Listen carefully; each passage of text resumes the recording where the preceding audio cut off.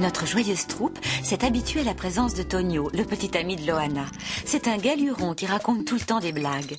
Pourtant, ce matin, Tonio est morose. Depuis 2 ou 3 jours, Loana a des envies de fraises et de poulet à la confiture qui ne lui plaisent guère.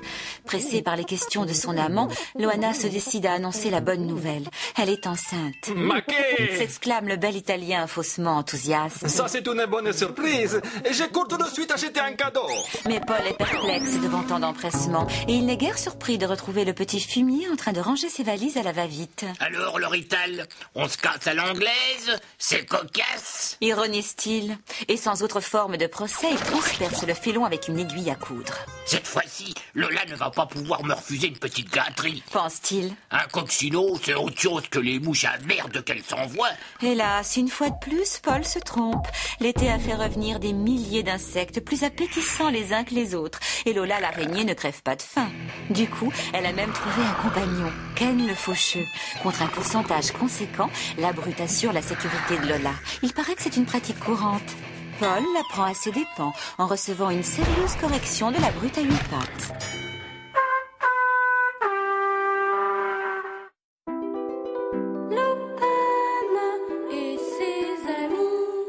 Depuis le temps qu'elle en parlait, cette fois-ci, c'est décidé.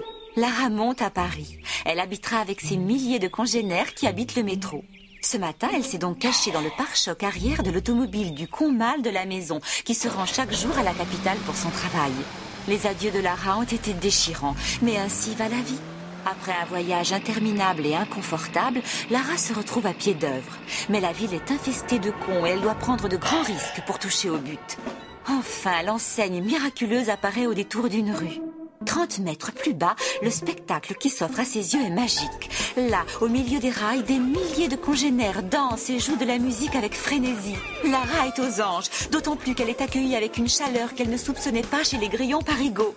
Pour le rendre l'appareil, Lara propose à l'assemblée une grande farandole, comme il est de tradition à la campagne. Aussitôt dit, aussitôt fait. Les milliers de grillons en transe se tiennent tous par la main dans un rythme endiablé. Une farandole tellement grande qu'elle rejoint les 2 rails de la station et tout le monde meurt électrocuté.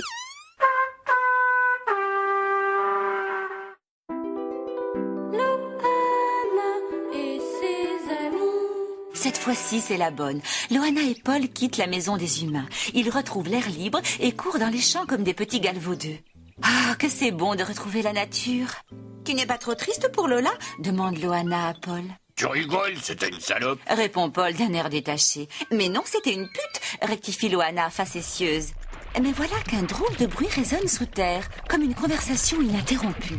Soudain, un lombric gros comme mon doigt se dresse devant eux.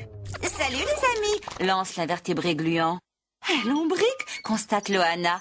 « Une !» rectifie la jeune véresse de terre. « Je m'appelle Denise et je cherche Lionel. Nous venons juste de nous marier et après la cérémonie, il a disparu. J'ai cru qu'il était aux toilettes, mais pas du tout. Oh, il faut que je vous dise qu'il est originaire de la Marne et moi des Vosges. Oh, vous allez me dire... » Mais Paul et Loana n'ont pas envie de dire quoi que ce soit. Ils voudraient juste que Denise se taise.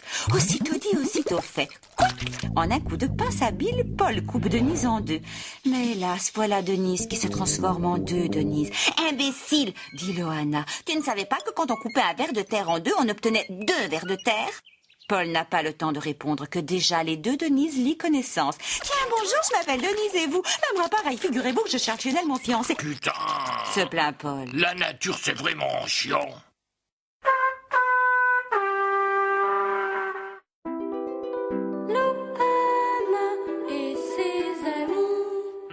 Denise la lombric, qui est maintenant 2 depuis que Paul l'a coupée avec sa pince, propose à nos 2 amis de faire un petit bout de chemin avec. « Je vais justement par là avec Denise, » dit Denise. « Je vais vous accompagner. Et moi aussi, » surenchérit Denise.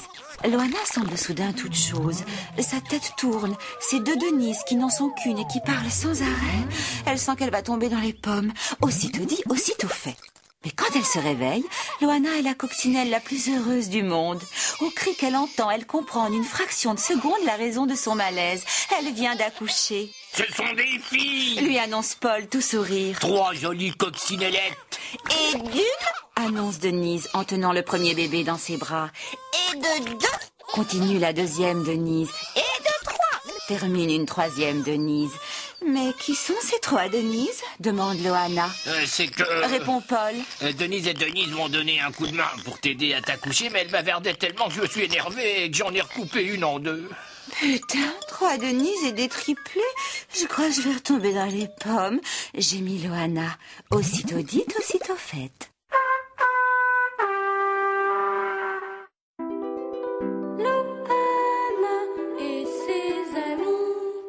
En quelques jours, les trois petits bébés de Loana ont bien grandi. Ce sont de jolies petites coccinelles maintenant. Kenza est la plus espiègle. Elle dit des gros mots toute la journée. Kimi est la plus timide. Elle est toujours collée au basque de sa mère. Quant à Laure, c'est la plus casse-couille, toujours prête à faire une connerie dès que Loana a le dos tourné. Heureusement que Paul est là pour aider la jeune fille mère. Mais même avec lui, Loana a du mal. Ce soir-là, sitôt les petites friponnes endormies, Loana se confie à son amie. C'est bien dur d'être mère. Si Tonio ne m'avait pas laissée toute seule, je m'en sortirais. Un père, ça a toujours plus d'autorité. Oh, c'est bien vrai. Répond Paul. Une famille sans père, ce n'est pas vraiment une famille. Une mère toute seule ne peut pas s'occuper de tout. Après, les enfants deviennent grands, on ne peut plus les tenir. Ils volent des scooters, prennent de la drogue. Tout à fait. Abonde dans le même sens, Paul. Bon, je vois que t'es du même avis, conclut Loana. Alors on va pas discuter des heures. Si on doit se casser, c'est maintenant. Tout à fait encore. Acquiesce Paul. Aussitôt dit, aussitôt fait. Nos deux amis s'éloignent à pas de loup.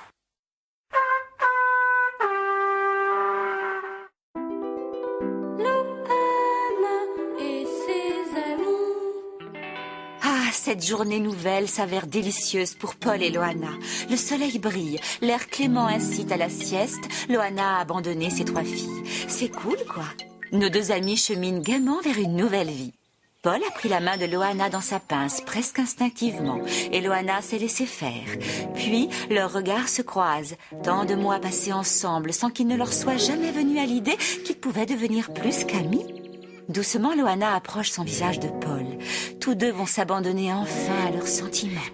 C'est vraiment con que juste à ce moment, une buse passe et les bouffe tout cru. Puis, l'oiseau s'envole, laissant derrière lui un bruit sinistre de gésier broyeur. D'un fourré tout proche, Kimi, Kenza et Laure n'ont pas perdu une miette du spectacle. « Vous voyez ?» dit Laure. « Maman avait raison. Première règle chez un insecte, ne jamais rester à découvert. » Puis, elle va récupérer le biberon de Loana et revient dans les herbes, où, protégée des regards indiscrets, elle décide de s'abandonner aux joies d'une bonne sieste bien méritée avec ses deux sœurs. Car c'est ça qui est bien quand on a une coccinelle, on peut passer sa vie à rien foutre.